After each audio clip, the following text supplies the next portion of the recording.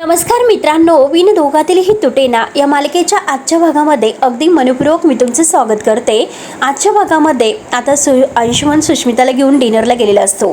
डिनरवरून आल्यानंतर आता दोघे इतके खुश असतात। सुष्मिता तर फारच खुश असते आणि म्हणते की आपण असंच कधीमध्ये डिनरला जाऊयात, खूपच छान वाटतं। दोघंही खूप छान गप्पा करत असतात आणि तेवढ्यात मलिका येते। मलिका आता म्हणते की काय झालं आज मात्र बर्ड्स इतकीच खुश दिसते, नक्की असं काय आहे, मुद्दाम बोलत असते कारण तिला माहिती असतं की आज मात्र अंशुमनने हिला डिनरला नेलं आणि तिनेच आता नेण्यासाठी सांगितलेलं होतं, पण मुद्दाम सुष्मिताशी गोड बोलत असते। सुष्मिता म्हणते की हो ना, तुम्ही यायला हवं होतं, मी खरंच तुम्हाला खूप मिस केलं। त्यावरती आता लगेच मलिका म्हणते की हो मला, आणि तेवढ्यात आता सोनंदी बाहेर येते। यांना सगळ्यांना पाहत तेवढ्यात मात्र आता दोघेही हाय सोनंदी असं मुद्दाम करतात। सोनंदी विचारते की तुम्ही कुठे होतात, तेव्हा मलिका म्हणते की आम्ही सगळेजण बाहेर गेलो होतो आणि आता अंशुमन आणि सुष्मिता म्हणतात की आम्ही दोघंही बाहेर डिनरसाठी गेलो होतो, ते आम्ही खूप दमलो म्हणून ते दोघेही घरात आता आतमध्ये रूममध्ये निघून जातात। तर मलिका आता जायला निघते, पण सोनंदी म्हणते की अहो काकू तुम्ही थांबा, तुमचा आजचा दिवस कसा गेला दिवसभर। आता मलिका खोटं बोलते। मलिका म्हणते की अगं खूप दिवसातून आमची एक किटी पार्टी होती, आणि तेवढ्यात मात्र सोनंदी आता शांत राहायला सांगते। आता मलिका पुन्हा विचारते की अगं पण तू का विचारते, म्हणजे आता बाहेर जायचं असेल तर तुला काही प्रॉब्लेम आहे का, आणि तुला विचारून जायचं का आम्ही सगळ्यांनी। त्यावरती सोनंदी म्हणते की अहो नाही काकू तसं नाही, पण आजच नेमकं तुम्ही दिवसभर बाहेर होतात म्हणून विचारलं, कारण आजच्या दिवसामध्ये खूप अशा गोष्टी घडून गेलेल्या आहेत। सोनंदीला काकूवर संशय असतो, कारण त्या अंगठीमुळे तिचा आणखीनच संशय दृढ झालेला असतो। तेव्हा मलिका विचारते की काय झालं, की काय घडलं आणि तू कशाबद्दल बोलते, जसे तिला काहीच माहिती नाही असं मुद्दाम विचारते। त्यावरती आता सोनंदी सांगते की आजींना कोणीतरी किडनॅप केलं होतं आणि आता 25 लाख रुपये देऊन मात्र आम्ही आजींना सोडवल्याचं ती सगळं काही सांगते। आता मलिका मुद्दाम घाबरण्याचं कारण नाटक करते। ओ माय गॉड, आजींना काही झालं तर नाही ना, असं घाबरत असल्यासारखंच विचारते। अगदी मात्र असा देखावा करते की बापरे, आजकाल मात्र हे किडनॅपरचं काही सांगता येत नाही, पैशासाठी मात्र हे गल्ली बोळातील पोरं सुद्धा आता हे असे धंदे करतात। बापरे बापरे, मला आईंची खरंच खूप काळजी वाटते, आणि आता कशा आहेत त्या असं विचारते। तर आता सोनंदी म्हणते की देवकृपेने मात्र बरे आहेत, ती त्यांना गुंगी दिली होती, गुंगीचं औषध, त्यामुळे आता हळूहळू ते शुद्धीवर येत असल्याचं सांगते। आता लगेच मलिका म्हणते की देव पावला म्हणून आता नाटक करत असते, जशी आजीची खूप तिला काळजी आहे, आणि करणारी मात्र कारस्थान करणारी, आजीला किडनॅप करणारी हीच असते। आता मात्र म्हणते की हो बापरे, आजकाल लोकांच्या डोक्यामध्ये काय काय सुरू असतं, काय काय ऐकायला येतं कानावर। आनंदी म्हणते की बाकी मला कुणाचं माहिती नाही, परंतु आपल्या घराकडे नीट माझं लक्ष आहे। जोपर्यंत मी आणि राजवाडे आहोत तोपर्यंत आजीच्या केसाला सुद्धा धक्का नाही लागून देणार। हे बघा, हा विषय येथे नाही संपणार। किडनॅपर कोण होते आणि त्यांनी हे सर्व का केलं हे सगळं काही मी शोधून काढेल। तेव्हा आता काकू तर घाबरते, काकूचा चेहरा मात्र आता पडल्यासारखा होतो।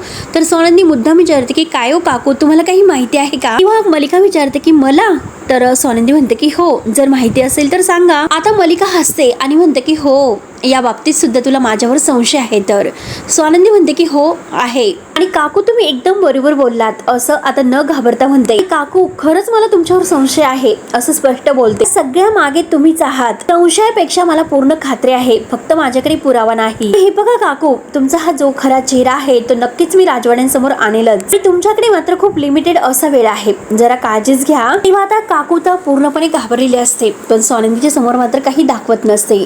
त्यानंतर आता रूम मध्ये आल्यानंतर सुष्मिता अंशुमनला म्हणते की काय तुम्ही मला ताईला डिनरला आपण गेलो होतो हे का सांगून दिलं नाही, आणि तिला सांगायला पाहिजे होतं। अंशुमन मात्र आपल्या बहिणीला डिनरसाठी घेऊन गेला होता, हे ऐकून तिला छान वाटलं असतं। हे बघा, त्यामुळे मात्र ती तुमचा रिस्पेक्ट करेल। अंशुमन रागाने म्हणतो काही गरज नाही त्याची। सुष्मिता म्हणते की अहो अशी कशी गरज नाही, असं कसं बोलतात बरं तुम्ही, आणि आता अंशुमन तिला रागाने म्हणतो की जरा गप्पच राहा।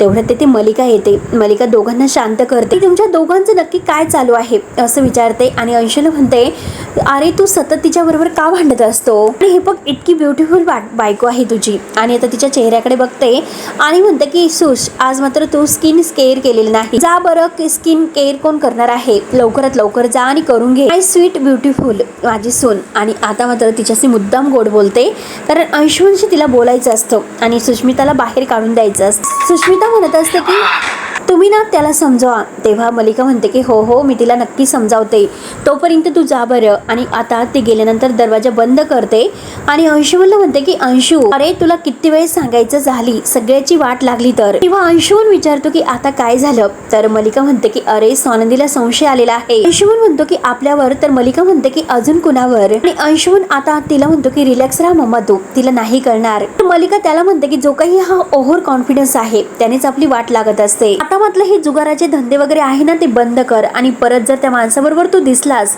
तर मात्र माझ्या इतकं वाईट कोणी नसेल. अंशुमन मम्माला म्हणतो की चिल जरा. तर आता मलिका रागानेच म्हणते की कसलं डोंबल्याचं चिल वगैरे, आणि देवाला हात जोडून म्हणते की त्या स्वानंदीला आपल्या बाबतीत काही पुरावा सापडायला नकोय, तेव्हा कुठे बरं होईल. म्हणून मलिका आणि अंशुमन दोघेही टेन्शनमध्ये आलेले आहेत. त्यानंतर आता दुसऱ्या दिवशी सकाळ होते. स्वानंदी मस्त फ्रेश होते आणि देवासमोर आता देवाची पूजा वगैरे करते. हात जोडून आता मनात म्हणते की देवा, तुझ्यामुळे मात्र आज आजी सुखरूप आहे. तेव्हा आता फक्त त्यांच्या किडनॅपर जे काही आहे त्यामागचं जे सत्य आहे ते शोधून काढण्याची ताकद दे, आणि काकू जर खरं दोषी असते तर मला त्यांच्या विरोधात पुरावा सुद्धा सापडून दे. आणि देवाला मनाभावाने आता ती हात जोडते. त्यानंतर आता समर आनंदशी बोलत आहे की अरे हे असं काही घडेल मला वाटलंच नव्हतं, मुळापासून हादरून गेलो मी, आणि कधी तरी माझ्या कुटुंबावर ही अशी वेळ येऊ शकते हे मात्र मी अगोदरच काहीतरी म्हणजे विचार करायला हवा होता. आनंद त्याला म्हणतो की अरे हे बघ, हे घडायला नको होतं, पण जे काही घडलेलं आहे आणि त्यातून म्हणजे आजी आपली सुखरूप आहे, बाकी काही नकोय, ते आपल्यासाठी महत्वाचं आहे. तेव्हा आता समर म्हणतो की हो अगदी खरं आहे,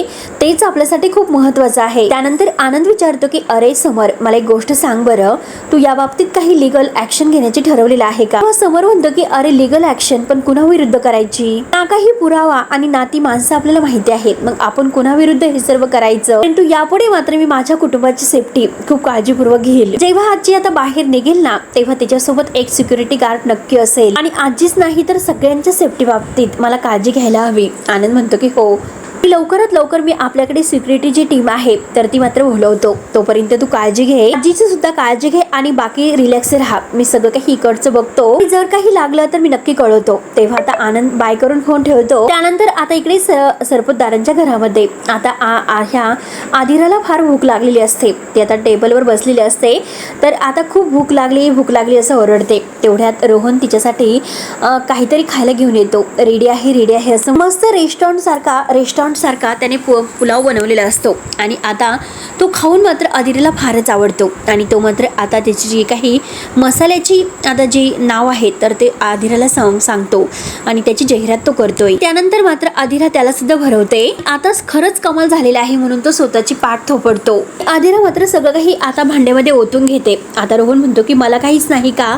आदिरा म्हणते की थोडंसं देईल ना, आणि दोघे एकमेकांवर छान गप्पा करत असतात. नंतर रोहन तिला म्हणतो की अगं साध्या भाताचं आज काहीतरी स्पेशल झालेलं आहे. आदिरा म्हणते की उद्यापासून मात्र माझ्या टिफिन मध्ये हेच असेल. रोहन विचारतो की माझ्या टिफिन मध्ये, तर आदिरा म्हणते की तूच बनव आपल्या दोघांसाठी, मी खाईल, म्हणून दोघेही खूप खुश होत असतात. त्यानंतर मात्र आता इकडे स्वानंदी त्या मंदिरामध्ये येते रिक्षाने, आणि आता तेथे येऊन ते गुरुजींना मात्र आजीचा फोटो दाखवते, आणि गुरुजी हे माझ्या आजी आहेत, काल त्या मंदिरात आल्या होते का असं विचारते. गुरुजी म्हणतात की त्या काल आल्या की किंवा नाही मला खरंच माहिती नाही, कारण काल मी मंदिरामध्ये नव्हतो. स्वानंदी विचारते की मग नक्की कोण होतं. तेव्हा मात्र आता दुसरे जे गुरुजी आहे तर ते गुरुजी नाव सांगतात की ते गुरुजी होते म्हणून. तेव्हा आता स्वानंदी विचारते की ते मला कुठे भेटतील, मी त्यांना कॉन्टॅक्ट करून बघते. त्यानंतर मात्र स्वानंदी आता तेथील दुकानामध्ये आजीचा फोटो दाखवून चौकशी करत असते, विचारत असते. आणि तेवढ्यात मात्र आता जी अंशुमनला पैसे मागण्यासाठी गुंड घरी आलेली असतात, तर ती गुंड आता समोर एका माणसाला धमकावत असतात की पैसे कधी देणार. आणि तेव्हा स्वानंदीचं लक्ष त्यांच्याकडे जातं, आणि तेव्हा स्वानंदीला मात्र आता जेव्हा हे गुंड घरी आली होती तो क्षण आठवतो. ते अंशुमनचे फ्रेंड्स आहे असं जेव्हा मलिका म्हणलेली असते ते सुद्धा आठवतं. तेवढ्यात ती मागे वळून बघते तर ते गुंड मात्र आता तेथून जात असतात. ती इकडे तिकडे बघते तर समोर ते गुंड तिला जाताना दिसतात. तेव्हा मात्र आता स्वानंदी धावतच येते आणि ओ दादा 1 मिनिट म्हणून त्यांना आवाज देते. परंतु आता ते दोघं आपल्या बाईकवर बसून पुढे जात असतात. तेव्हा स्वानंदी ॲटोमधून आता लगेच ते रिक्षावाल्या काकांना म्हणते की त्या बाईकच्या मागे घ्या, आणि घाईने ती रिक्षामध्ये बसते. त्यानंतर आता इकडे घरी मलिका मात्र आता समरला सांगत असते की अरे खरंच माझे हात तर थरथर कापतात हे सगळं काही ऐकून, की आपल्या घरातील आई त्यांच्या त्या बाबतीत हे असं कसं होऊ शकतं? आईला कोण असं किडनॅप करू शकतं? मला तर खरंच विश्वासच बसत नाही. अरे शेवटी वय तर असतं ते समर, हो की नाही? तेव्हा आता समर म्हणतो, आनंदी मॅडम जर नसते ना काकू तर माझं काय झालं असतं? अगदी आजी किडनॅप झाली ऐकून मी सैरभैर झालं होतं, खरंच मला वेळ लागलं असतं. त्यावरती आता काकू म्हणते की अरे ऍक्च्युली बघ ना, अरे कालच मला ते किट्टी पार्टीला जायचं होतं का, इतका आग्रह केला त्यामुळे शेवटी मला जावं लागलं. गेले तर बरं झालं असतं, फक्त तू एक फोन करायचा होता.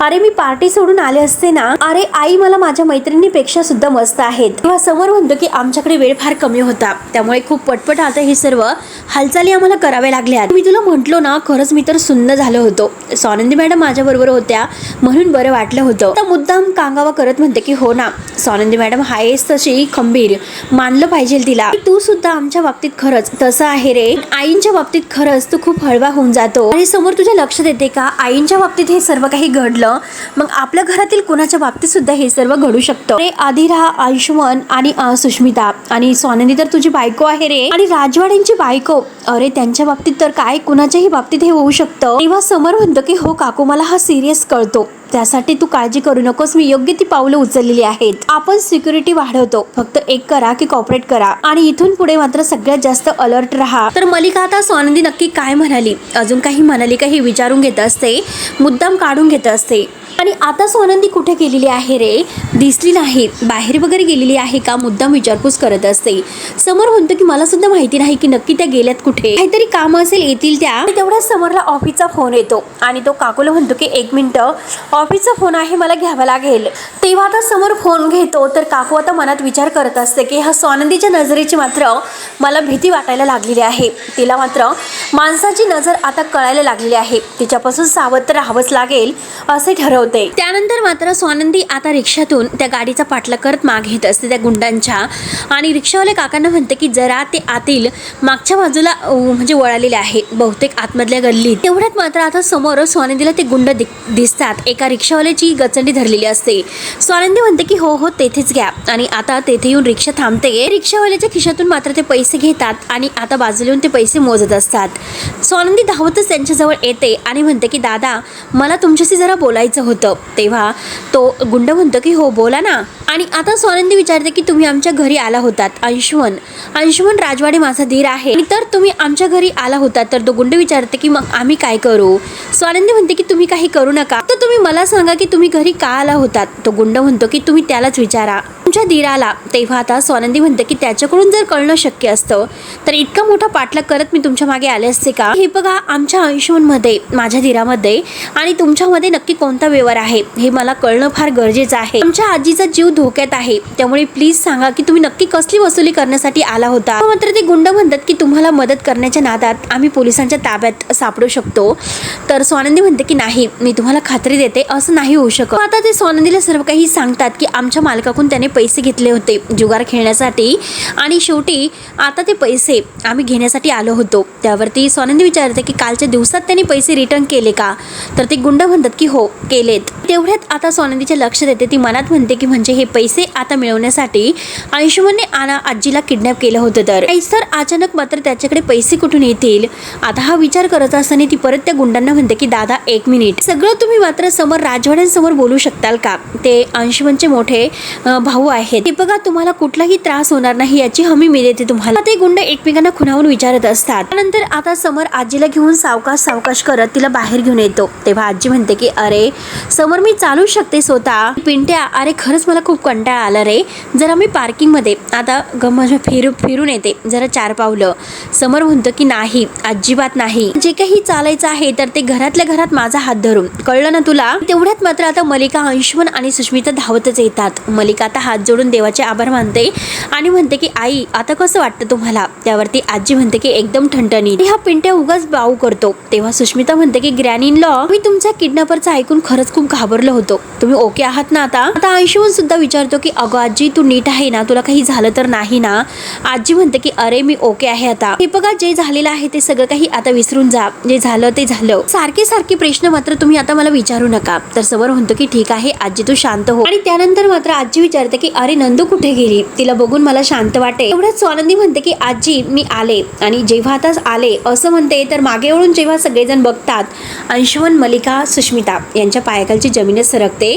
कारण स्वानंदी बरोबर आता ते दोन्ही गुंड आलेले असतात. मात्र आता ते गुंड जेव्हा स्वानंदी बरोबर आत येतात तेव्हा मलिका, अंशुमन आणि सुष्मिता यांचे चेहरे तर बघण्यासारखे झालेले असतात. स्वानंदी काकूच्या चेहऱ्याकडे मात्र बघत असते. तेव्हा समर विचारतो की अहो स्वानंदी मॅडम, तुम्ही सकाळी कुठे निघून गेला होतात आणि ही कोण माणसं आलेली तुम्ही तुमच्या बरोबर? स्वानंदी म्हणते की मी आजीच्या किडनॅपरच्या मागचं सत्य शोधायला गेले होते. मी काही बोलण्या अगोदरच ही माणसं तुमच्याशी बोलतील. आणि त्या गुंडांना म्हणते की दादा प्लीज तुम्ही जे काही मला सांगितलं ते समर राजवाड्यांना सांगा. ते गुंड सांगतात की राजवाडे साहेब, तुमच्या भावाने आमच्या सेटकडून पैसे घेतले होते रेसवर लावण्यासाठी. म्हणतो की नाही दादा, हे खोटं बोलतात. तेव्हा समर आता अंशूला रागाने शांत राहायला सांगतो आणि आता तो त्यांना बोलायला सांगतो. तेव्हा ते गुंड म्हणतात की हे बघा, काल मात्र त्याने आमचे पैसे सगळे दिलेले आहेत आणि हे सांगण्यासाठी मात्र मॅडमने आम्हाला इथे बोलावलं होतं. आम्ही निघतो. आणि आता सोनंदी त्यांना थँक्यू सो मच म्हणते आणि ते गुंड निघून जातात. ते निघून गेल्यानंतर समर हा अंशुमनला विचारतो की अरे तू रेसर पैसे लावलेत, तू जुगार आहे, कळतं का तुला? अंशुमन म्हणतो की दादा सॉरी, माझं चुकलं, मी असं नाही करणार. दरवेळेस तू मात्र असे उद्योग का करतो? आपल्या घरामध्ये सध्या आजी आजारी आहे आणि तिच्या तब्येतीवर आपल्याला फोकस करायला हवा. फक्त आजीला बरं होऊन दे, मग या विषयावर आपण नक्कीच बोलूया. जे आम्ही सगळ्यांनी कष्ट करायचे आणि पैसे कमवायचे आणि ते जुगारावरती तू उडवायचे का? यापुढे मात्र तुझ्याकडे पैसे ठेवायचे किंवा नाही ठेवायचे यावर मात्र आता मला विचार करावाच लागेल. मलिकाचा फारच जळफाट होत असतो आणि आता समर सोनंदीला थँक्यू बोलतो कारण ही गोष्ट तुम्ही माझ्या नजरेसमोर आणून दिली त्याबद्दल. आणि समर आता आजीला म्हणतो की चल आता तू जरा आराम कर, म्हणून तो आजीला घेऊन जायला निघतो. तेव्हा आता सोनंदी म्हणते की राजवाडे थांबा, हे बघा माझं बोलून नाही झालेलं. मी तुम्हाला सांगितलं की आता आजीच्या किडनॅपर मागचं जे सत्य आहे तर ते मी शोधायला गेले होते. आता मात्र हा सत्याचा अर्धाच भाग होता. तेव्हा समर विचारतो की म्हणजे नक्की काय? अंशुमन लगेच म्हणतो की अरे दादा काहीच संबंध नाही, मात्र ही वहिनी खोटं बोलत आहे. समर रागाने म्हणतो की तू जरा गप्प रे. स्वानंदी मॅडमला बोलायला सांगतो. तेव्हा स्वानंदी मॅडम म्हणते की अंशुमनने मात्र आता त्या माणसाकडून काही पैसे नाही तर काही लाख रुपये घेतले होते. तेव्हा आता सगळ्यांना हे ऐकून धक्काच बसतो. तर मित्रांनो आता पुढे नक्की काय होईल हे बघायला विसरू नका. तोपर्यंत धन्यवाद.